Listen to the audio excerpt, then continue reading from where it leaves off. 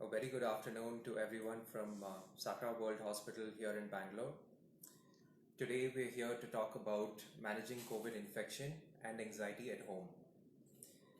I'm Dr. Fareed, working in the Department of Psychiatry, and I have here with me very distinguished Dr. Subrata Das. Hi, hello everybody. He's a senior consultant in diabetology in the Department of Internal Medicine. Okay, yeah, I'm a consultant in internal medicine and diabetology. Of late, majority of our work has been revolving around treating COVID patients in the last 1 year from the Department of Medicine. Along with the challenges it brings to us, the infection in the lungs, the overall mortality, morbidity, we also find that a huge proportion of patients are minimal symptoms, are also on home quarantine, and a big problem which occupies most of our thoughts and takes a drain on our minds and the souls is the anxiety which is associated with the COVID. Part of it is because we don't know fully about it. Part of it is also because of what we hear and say from media, news, and from people around more, which always may not be the fact. Right. So, just taking um, from the same thought. So what do you see like when patients come to you in the OPD or when you hear about patients suffering with COVID? What are the apprehensions? What are the things that they are most concerned about? Is it their family? Is it their own illness or what? Yeah, I think yes. I would say one part I will tell. One is, am I going to die of COVID? I see so many deaths. Will I land up in the ICU? Am I going to die? The next concern comes is that about my family. I have small kids at home. Will I infect them? Okay. What should I do to prevent that? I have elderly people at home. So the anxiety is with oneself, the fear of becoming serious, and second anxiety comes with spreading to the family members. Right. So we often talk about now we're vaccinating very in a big way, and there's so much talk about the vaccine. So the next question is so we're going to prevent the infection, and we're working on that front.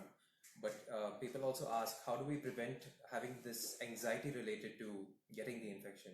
So what do you tell patients in this? I just tell that don't you use information and process information on your head which you hear from the surrounding people, from surrounding or maybe sometime media may not be all that accurate.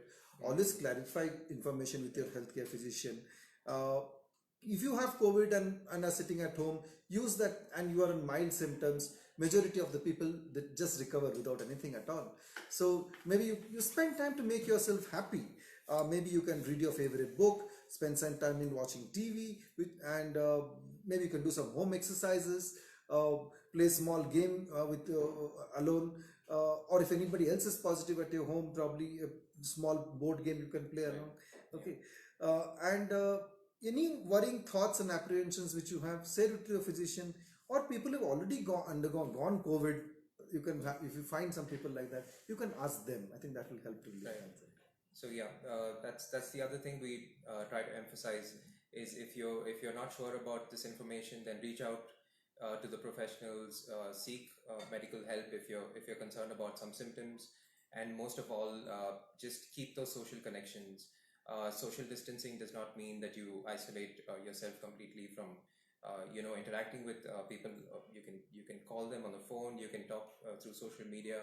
So no social isolation, just physical distancing. That's something that we need to emphasize.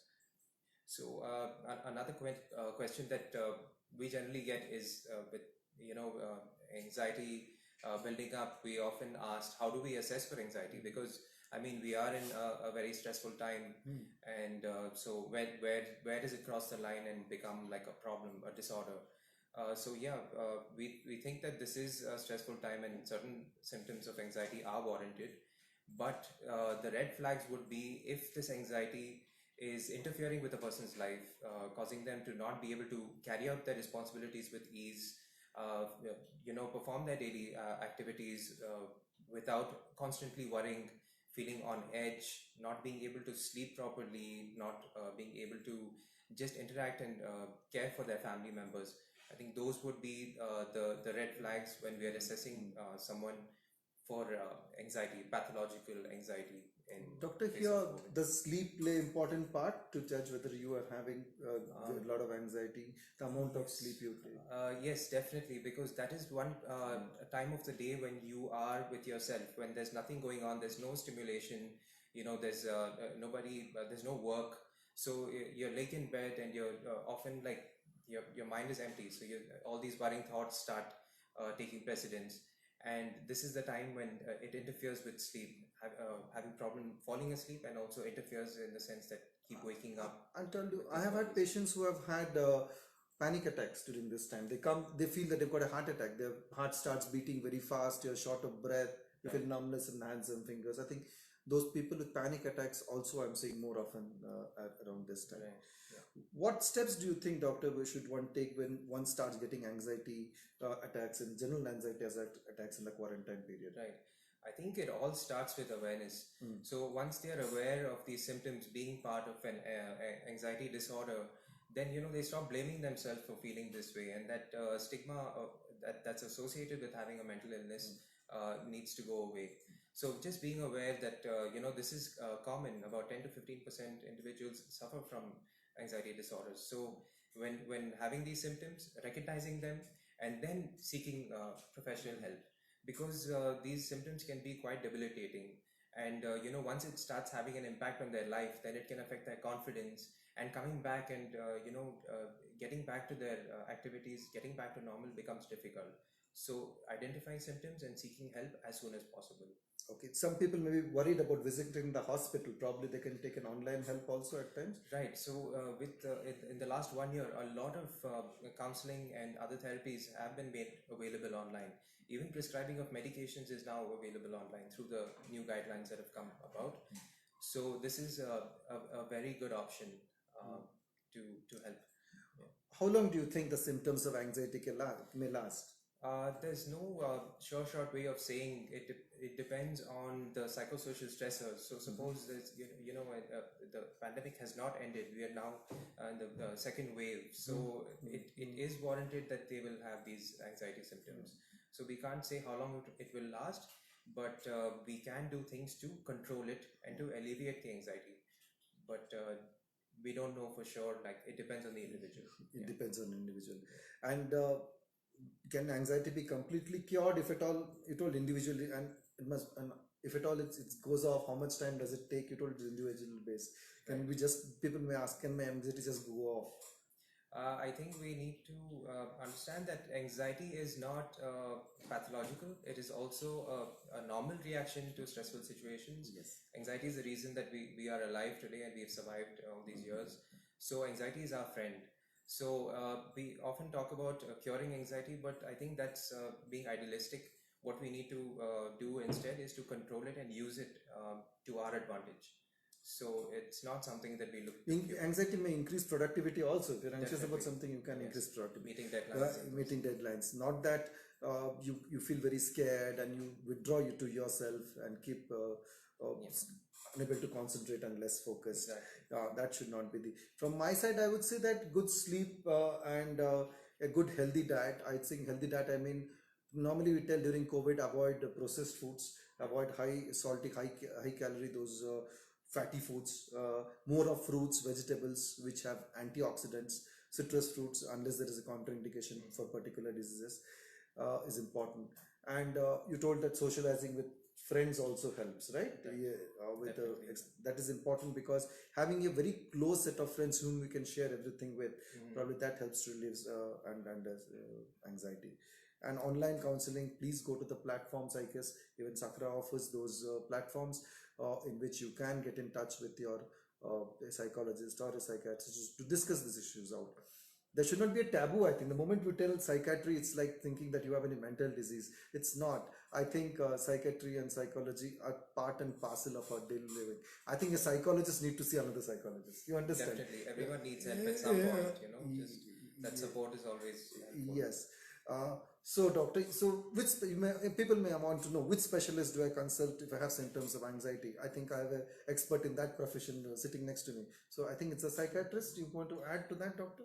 Yeah, ideally, you would want to consult a mental health professional, that is a psychiatrist or psychologist. But if a psychiatrist is not available to you, you have a family doctor or a general physician that you've been meeting, you're comfortable talking to, then definitely start there. That's always a good place to start, because that awareness of mental disorders and screening for mental illness is something that every doctor knows. So if need be, they will refer you to the right place and give you the guidance required. Doctor, I think we'll add a point here. Some people, anxiety, yes, but some people tip off to the area in which they develop into depression, maybe early depression. Probably, I know as a physician that early morning awakening is one of the signs. Probably giving them symptoms to identify depression would be good to our audience. Right, definitely. That's a very good question. And here again, it leads me to the same point that anxiety, it is also a symptom of an underlying problem. So, anxiety is commonly a symptom of depression as well. So, the warning signs for depression would be again interference with sleep, but here a very strong component of mood comes in. So, feeling sad for more of the time for a longer duration, that is at least 2 weeks, that would be an indication that that there may be more than just an anxiety that's relevant to the COVID scenario. And feeling fatigued all the time, not being able to indulge in activities that you used to enjoy, not feeling like doing anything, feeling lack of self-confidence, thinking that you're worthless, not being able to concentrate, focus on your work, having no appetite, no interest in taking your meals. Those would be the indications of depression. I think I want to add that for people who are on home quarantine, Right. Sakra offers a home quarantine package also. Like you are in home quarantine, you may have queries uh, which you may develop, especially the second wave which is coming in. Second wave is another peak. We don't know how is it going to be. We expect the seriousness to be little lesser than the first, but still there will be, when I mean seriousness, the number of people who become very serious to be lesser, but nevertheless it's too early to predict. So there are packages. So people who are getting COVID infections mild and has been advised by the doctor to be in home quarantine, you can avail of them. I think this particular package will include your online consultations, a consultation with a psychiatrist or a psychologist.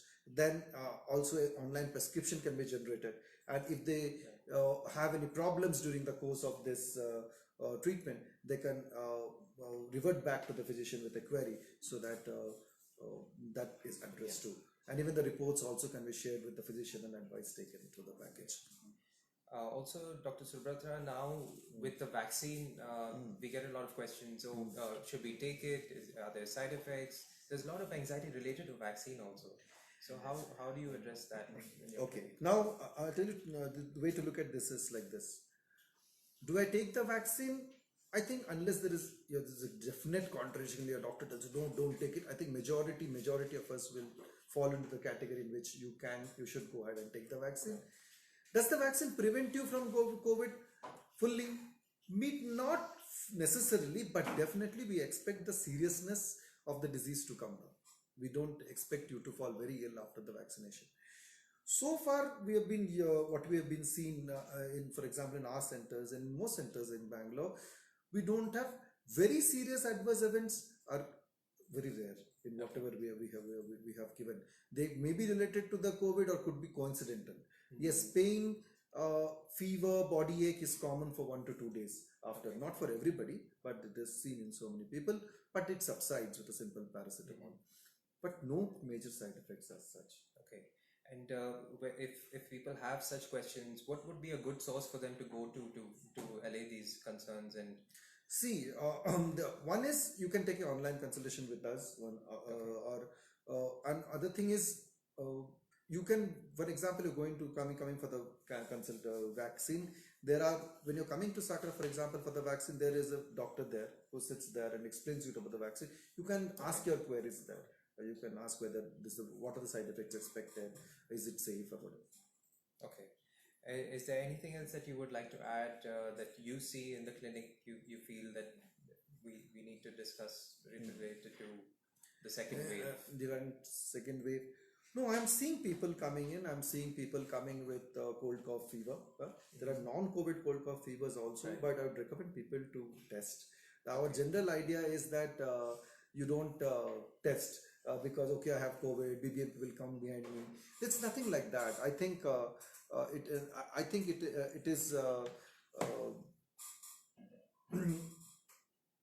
to be in home isolation if your symptoms are less. Okay, Okay. it's not that they will surround your apartment. It is not that if you test positive you'll be a stigma. That phase is gone.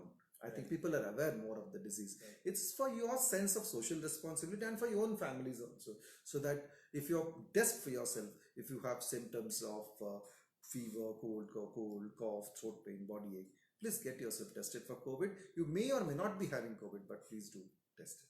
Okay. I'll just run through. I just asked for it. To what this package which we are offering usually contains. So here in this, there's a 14-day package, the home entire home isolation period. In this, there will be about 4 consultations with the doctor, with the physician, and but the nurse will have on-call vital review and with nursing that they do 2 reviews per day. You check your vitals and reviews, and they pass on the feedback to the doctor. There will be an on-call consultation with the dietitian. You may want to know what to eat, what not to eat. So a professional dietitian will guide you once. There will be one psychologist consultation, and there will be a consultation with a rehabilitation therapist, people who have breathlessness, cough, how to make yourself fit back to normal work. So there are 2 consultations with the rehabilitation specialism. Also, there are certain a kit provided to the patient when they opt for a home package. It includes the usual thermometer, pulse oximeter, and N95 masks, about 5 numbers.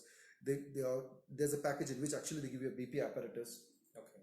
along with the pulse oximeter, sanitizers, waste disposal bags, spirometer. People may want to exercise their lungs by there's something called a spirometer in which you blow and you exercise your lungs, helps you to recover from COVID, and antibacterial wipes and all that. It's provided in the kit, which is provided to the patient if somebody opts for the package. Okay. So that sounds like a comprehensive. I think so. You I think so. It gives you peace of mind. You are equipped 14 days there. You know what to do. No tensions. Now I take the package. I know I'm covered. I know what to do. Yeah, and help is available. And you're not paying for the going to the hospital, paying for the bed charges and The risk involved. risk involved in coming to the hospital and getting other infections. Okay, great. So thank you so much, Dr. Subrata, for joining us today. Thanks everyone for joining in. With this, we come to an end of today's session, and we wish everyone a good health. I wish a very happy health too. Thank you, doctor. Thank you so much.